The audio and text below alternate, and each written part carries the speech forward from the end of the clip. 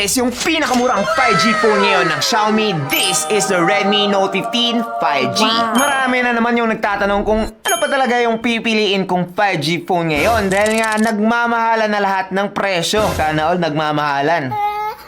Napakaswerte ko nga naman talaga dito dahil nga nabili ko lang to ng around 13,000 pesos. And guys, with that price, meron na siyang Snapdragon 6 Gen 3 na processor, malaking battery na 5,520 mAh, 108MP main camera, AMOLED display with 120Hz refresh rate. Ang tanong na lang is that, okay nga ba talaga siyang gamitin in person? Wala ba ako nakita mga issues kapag ginamit ko na siya? Well, yan lang naman yung pag-uusapan natin today dahil nga magkakaroon tayo ng full review and sasabihin ko sa inyo lahat ng mga dapat yung malaman bago kayo bumili na itong phone na to. And we will start in 3, 2, 1. Let's go!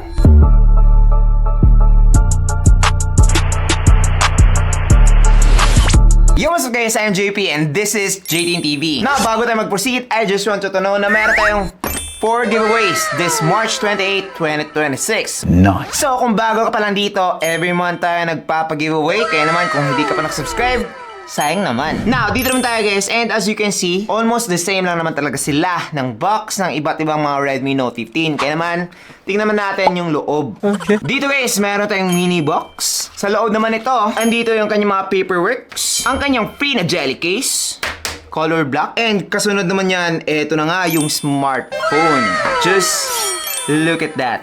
Diba? Wow. Maganda. Meron tayong 45 watts fast charging brick and USB A to Type-C na cable. So far guys, if bibili ka nitong phone na to, wala ka nang kailangan pang bilhin. Dahil nga, meron ka ng case, meron ka ng adapter, wala nang kulang. Siguro ano na lang, tempered glass. Now, just look at that. Ganito kaganda etong si Redmi Note 15 5G. Basically, parang same lang sila nitong Redmi Note 15 4G. Diba? Even pagdating sa nipis, guys. Now, yung color black nitong 5G version is ganito rin yung color niya. Pero meron ka pa isang choice which is yung purple. Hindi ko na binili yun. So far, pagdating dito sa kanyang build, eto guys ay merong plastic back, plastic frame, and glass front. Ngayon, sinasabi ng Redmi na eto guys ay isa sa mga pinakamatibay na manipis na smartphone.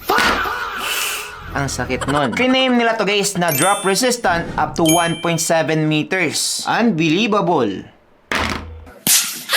Ganito palang kababa pero kinakabahan na ako dahil nga ang ganda, di ba? Sayang naman. Ngayon, kung naghahanap ka na isang 5G phone na premium talagang tingnan, especially kapag pang malayuan, well, definitely isa to sa mga marerecommend ko dahil nga hindi naman talaga siya mapagkakamalan na below 20k. Pero nasabi ko lang yon dito sa color na to. Sa black kasi medyo makikita mo kaagad na plastic, pero eto, parang metal yung vibes niya. Ngayon, when it comes to the buttons and ports naman, dito guys, sa ibaba nakalagay yung kanyang SIM card tray, which is meron na siyang hybrid SIM tray. Katabi naman na to yung kanyang microphone, Type-C port, and speaker grills. Dito naman sa right side, nakalagay yung kanyang volume rockers and yung kanyang power button. Sa left side, wala tayong makikita. And sa taas naman guys, andito yung kanyang secondary microphone, IR blaster, and yung kanyang secondary speaker. Meron ng 2 speakers etong phone na to and 2 microphones as well. Kaya naman yung video recording nyo and yung music listening or yung movie watching naman is okay na rin dahil nga malakas yung kanyang volume. Aabot ka actually ng up to 300% volume dito sa phone na to. Kaso lang kapag 300% na guys, medyo lalabo na yung kanyang sound quality. So kung gusto niyo yung best sound quality, nasa around 100 to 200% lang. Ngayon, isa pang magandang feature na nandito sa phone na to is that hindi na po siya mapapasukan ng mga talsik or mga splashes lang dahil nga meron na siyang IP66 water and dust resistance. Hindi pa rin po siya IP68 or IP69 which is pwede nang ilubog. Kaya naman, wag nyo tong ilulubog. So far, when it comes to the build, halos same lang sila nitong Redmi Note 15 4G. So kung gusto mo to, gusto mo rin to. Kung ayaw mo nito, magiging ayaw mo rin to. Ganun lang yun. Now, let's talk about the display of this phone. Napaka-bright, napakaliwanag. Pero, pwede din na naka-on pero wala ka nang makita. Pwede pala yun. Pagdating dito sa kanyang display, eto guys ay merong 6.77 inch AMOLED display with 1080p Polish plus resolution, 120Hz refresh rate, and up to 3200 nits peak brightness. So when it comes to the brightness, napaka-bright na. Tapos meron din po siyang 3840 Hz PWM. Kaya naman pagdating sa dimming naman itong phone na to, pwede din po siyang umabot ng ganyan kadim, di ba? So perfect na perfect to para sa mga taong hirap makatulog dahil nga makakatulong to guys. So far, when it comes to scrolling sa inyong mga Facebook, TikTok, YouTube, okay na itong po na to dahil nga napakabilis na ng kanyang 120Hz. Napakabilis, napaka-smooth na ng scrolling na makukuha nyo with this phone. When it comes to the brightness naman, even under the sun, like yung mga riders natin or yung mga taong mahilig lang talagang gumamit ng cellphone sa labas, perfect na to guys. With its 3200 nits, kitang-kita and klarong-klaro na yung display kahit pa tirik na tirik yung araw. Tapos yung sinabi ko kanina na drop resistant siya, hindi lang sa likod yun, pati na rin sa harapan.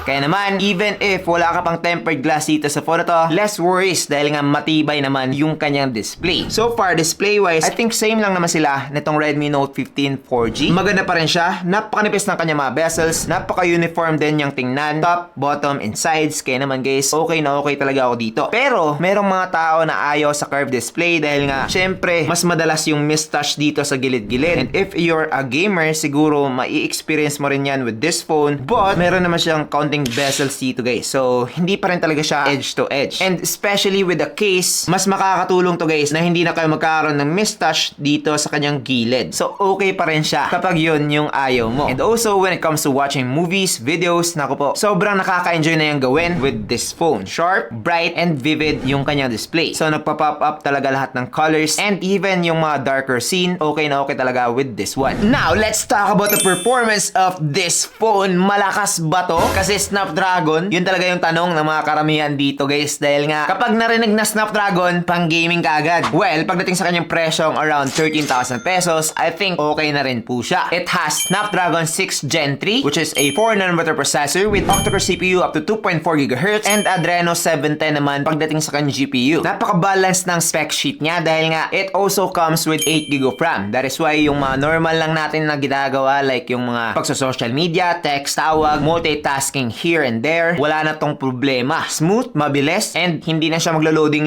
Ngayon, bago ko siya tinest sa gaming, tinest ko muna siya sa Antutu benchmark. And nakakuha na siya ng 869,000, which is malaki na rin and saktong-sakto na for its price. Marami pa akong nakitang mas mababa dito guys actually. Pero meron ding mga smartphone na mas mataas pa compared sa nakuha nitong phone na to. So nasa gitna lang po siya. Dito guys sa Mobile Legends, ito ay merong ultra graphics with super frame rate. Hindi ko alam kung bakit hindi pa rin siya ultra. Pero kung meron man sana, kayang-kaya nyo talaga yun. Napaka-smooth, napaka-playable na to sa Mobile Legends. Wala na talaga akong makitang problema using this phone. It also has a gaming slider dito sa kanyang gilid. Kaya naman pwede mong i-control yung iba't ibang mga bagay katulad na lamang ng pag-lock ng inyong display, pag-off ng notification, and gaming mode. Overall, Mobile Legends, easy lang yan with this phone. Katulad lang siya dito sa Honor of Kings, which is meron din siyang ultra graphics with high frame rate and so far, napaka-playable, napaka-enjoyable, and pwede ka nang tumagal sa paglalaro dito sa Honor of Kings na hindi mo mararanasan yung mga problema ng paglalag or pagkakaroon ng mga frame drops. Ngayon dito naman sa Call of Duty guys, nag-deliver pa rin ng maayos etong si Redmi Note 15 5G dahil nga pagdating sa settings niya, meron po siyang very high graphics with max frame rate, which is okay na okay talaga dito sa Call of Duty. Napakasarap maglaro. Wala akong na-feel na any type of problem while doing so habang naka-wifi na malakas. Tapos, meron din kaming aircon dito guys. Kaya naman hindi rin masyadong uminit itong phone na to. Smooth, playable, and talaga nag-enjoy ako dito sa Call of Duty, especially sa kanyang dual speaker na up to 300% volume na. Kaya naman kung naghahanap ka na isang 5G phone, tapos budget mo is 13,000 pesos, tapos pwede na rin mag-gaming, I think okay na rin etong si Redmi Note 15 5G. Now, let's talk about the battery of this phone. So, even though napakanipis lang nitong phone na to, this has 5,520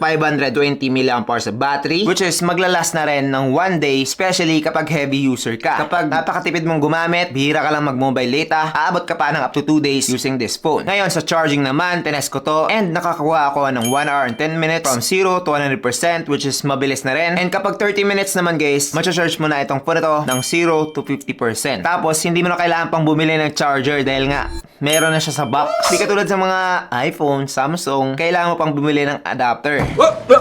Isa pa sa mga nagustuhan ko about this phone is that nag-o-offer na siya ng reverse wired charging, which is mabilis na rin with 18 watts. So kapag meron kang another phone na mabilis malubat tapos kailangan mong i-charge, pwede mo na tong gamitin as a power bank. Now, let's talk about the cameras of this phone. So, unang tingin, akalain mo talaga na tatlo yung kanyang camera dahil nga merong pang-auto dito, guys. Pero, wag kayong magpapa-auto. Wala talagang camera yan. Design lang yan. But yes, aside from that, I think okay na yung camera system nitong phone na to. Because this one has 108MP main camera, 8MP ultra-wide camera, and 20MP selfie camera. Sa MP pa lang, taob na yung iba't ibang mga smartphone at this price point. Yung iba nga, wala pang ultra-wide camera.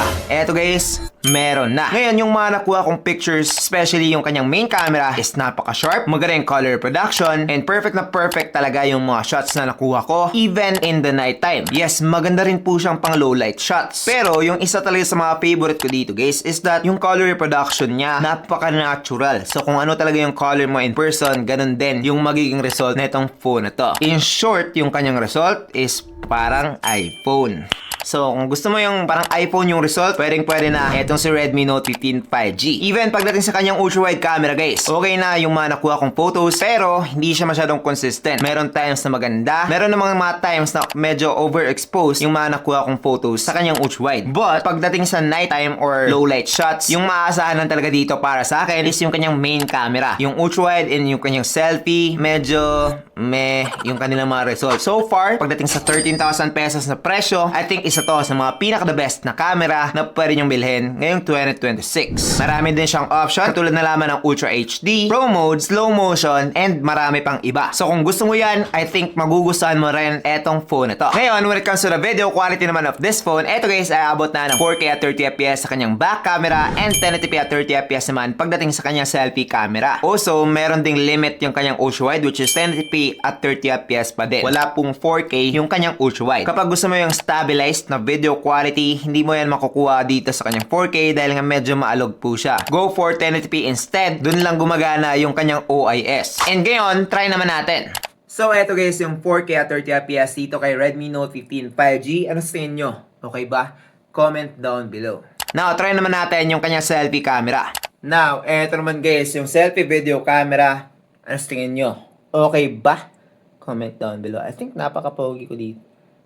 Now, so far, pagdating dito sa kanyang video quality guys, I think napakaganda na ng video na makukuha mo using this phone. If nagbabala ka mag-vlog, tapos gagamitin mo yung kanyang back camera ng pagganito, I think makakaproduce ka na ng good content using this one. Maganda talaga yung video quality netong Redmi Note 15 5G. Akala ko talaga good on photos lang dahil nga ganun naman talaga usually. Pero even pagdating sa videos, okay na yung nakuha ko using this phone. Now, at this price point, mararecommend ko ba etong si Redmi Note 15 5G? First of all, halos lahat ng phone under 20k or even under 30k ay meron talagang problema. And yung isa sa mga na-experience ko talaga na problema with this phone is that meron siyang mga ads, which is makuklose mo rin naman, madidismiss mo, pero patuloy pa rin talaga siya. And as someone na ayoko nang ma-hassle pa, hindi ko masyadong trip yung ganun. Pero kasi guys, isa rin yon sa mga rason kung bakit hindi masyadong mahal etong phone na to, even with its good specs. Aside from that, I think okay na siya when it comes to the camera, performance, display, and even